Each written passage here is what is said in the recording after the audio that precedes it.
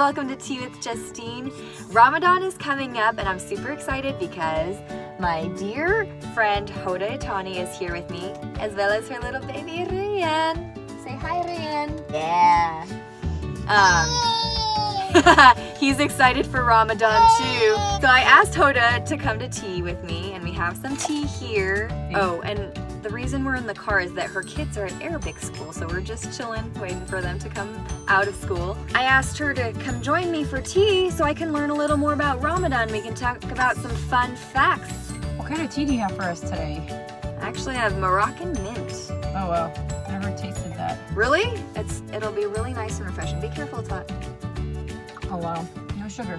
Yeah, Very oh, sorry, I don't do okay. sugar in my teas. It's alright, no worries. But we have dates, which brings me to actually my first fun fact, because I learned that, you know, during Ramadan, if you aren't aware, Muslims fast from the time the sun rises to the time the sun sets, and usually the first thing they eat is dates. So we got some medjool dates.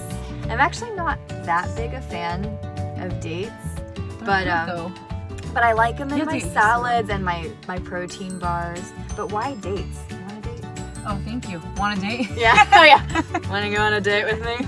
As Muslims, we follow the Sunnah, which is the lifestyle of Prophet Muhammad, peace be upon him. Right. When he used to fast during Ramadan, he would always break his fast, eating from few to several dates and drinking either some water or some milk. Dates, actually, they're like a superfood. They pack a lot of fiber, which is great for your gut health. Totally. I think that's why my grandma likes them. You always have to trust your grandma. Let's say that you fasted your first day of Ramadan. You haven't eaten anything for 10 to 12 hours, for example. You haven't drank anything either. So when you break your fast with a date, that sugar rushes directly to the liver, and then the liver distributes that much quicker than any other type of food, and your body needs that kind of good energy. You want some dates too? There you go. What's interesting also about dates is that it's a sunnah, which is basically, it's extra credit. You don't have to do it. It's sunnah that when a baby's first born, we take a little bite out of a date and on the gum of the baby. It's good glucose for the baby. And lots of hospitals actually do that. They give the babies glucose drops to kind of elevate dates are different better. Amounts. What does Ramadan actually mean? The word Ramadan comes from the Arabic root word of Ramadan, which many etymologists actually have several different ideas on what it might mean. But in general, Ramadan means during the summertime when it's extremely hot weather conditions, and he's preparing for the extremely hot conditions by making sure there's water everywhere in the form of his drool. You start to sweat. Yes. You're going through the extreme temperatures.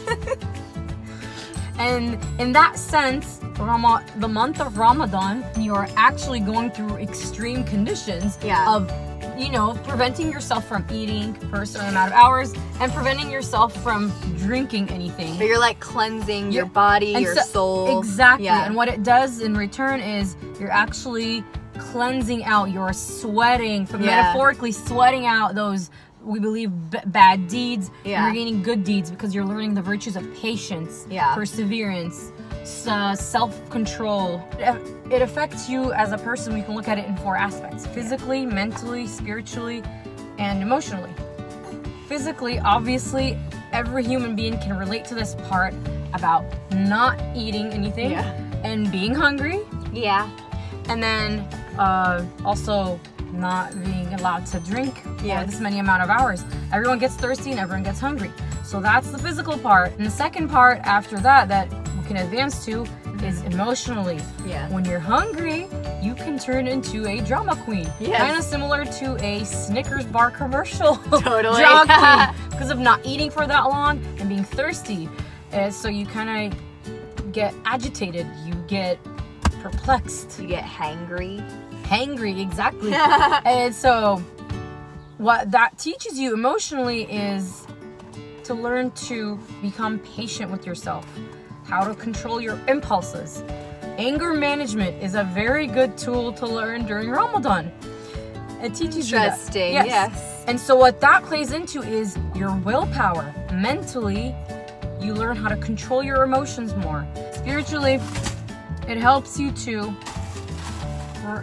compose yourself, to become more mindful of your thought process, your inner psyche. What are you feeling? What are you going through? It helps you to reflect more. So it's really like a self-cleanse for your own body, mind, and soul, but also like really working on your relationship with God. Yes. Speaking of Ramadan, actually, I learned that people name their kids Ramadan, which I thought was really cool because Ramadan sounds like a cool name.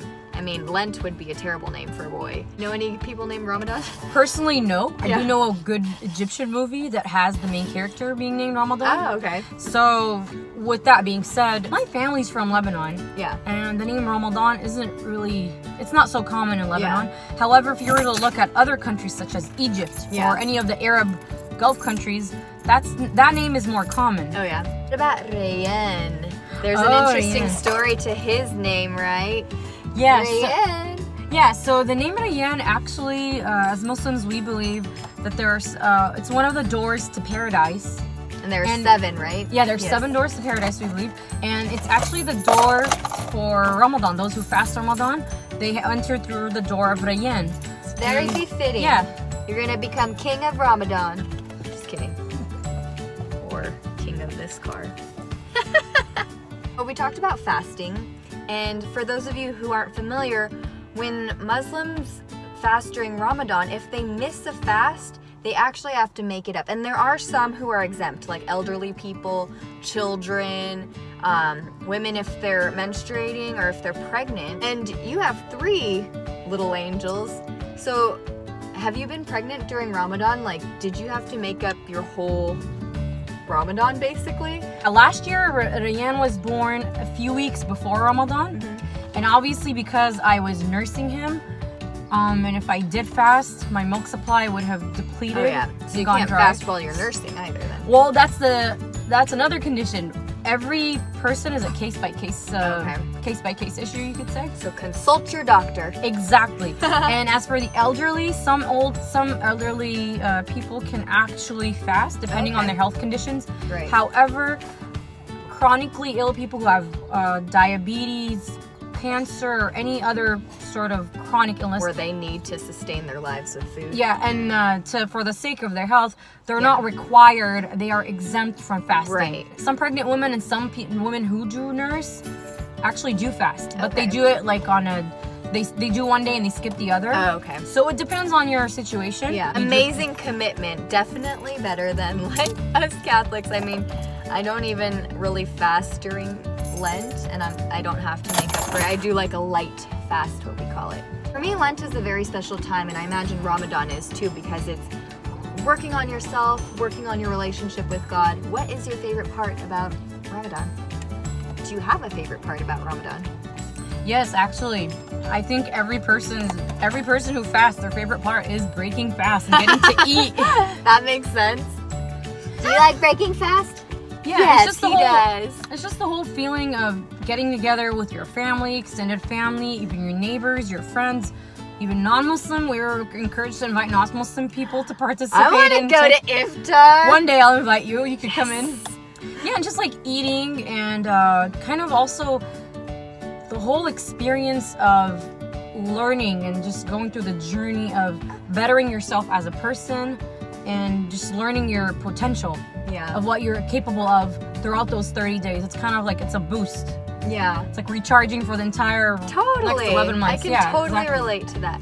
Well, thank you so much for joining me for tea today. It was nice. We had fun, right, Rayan? Thank you, Rayan. Did you have fun? Yeah, he had a great time. Thank you all for tuning in. I hope you enjoyed this episode and learned a little more about Islam and Ramadan. It's such a beautiful religion and one that I wish we could all learn a little more about and understand better.